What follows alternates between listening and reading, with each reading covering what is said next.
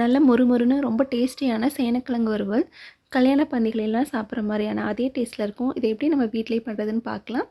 சேனக்கிழங்கு வந்து நல்லா இந்த மாதிரி க்யூபாக கட் பண்ணி எடுத்துக்கோங்க. இப்போ வந்து கட் பண்ண சேனக்கிழங்கை குக்கரில் சேர்த்துக்கலாம். தேவையான தண்ணி சேர்த்துட்டு ஒரு நெல்லிக்காய் சைஸ் அளவுக்கு வந்து புளியும் 1/4 டீஸ்பூன் வந்து மஞ்சள்தூள் சேர்த்துட்டு குக்கரில் வந்து ஒரு 50% மட்டும் வெந்தால் போதும். ரொம்ப குழவா வேகக்கூடாது. இப்போ இது வேகட்டும். இதுக்கு தேவையான மசாலா வந்து ரெடி பண்ணிடலாம். இதுக்கு 1/4 டீஸ்பூன் வந்து மஞ்சள்தூள், 1 ஸ்பூன் வந்து குழம்பு மிளகாத்தூள் சேர்த்துருக்கேன். காரத்துக்கு தகுந்த மாதிரி மிளகாத்தூள் சேர்த்துக்கோங்க. 1 டீஸ்பூன் வந்து கரம் மசாலா, அப்புறம் 1 ஸ்பூன் வந்து இஞ்சி பூண்டு பேஸ்ட்டு, தேவையான அளவுக்கு உப்பு சேர்த்துட்டு 1 ஸ்பூன் வந்து ரீஃபைண்ட் ஆயில் சேர்த்து நல்லா மிக்ஸ் பண்ணி எடுத்துக்கலாம். நம்ம வேக வச்ச சேனக்கிழங்கு இந்த மசாலாவில் தடவிட்டு ஒரு 15 மினிட்ஸ் அப்படியே ஊற வச்சுருவோம்.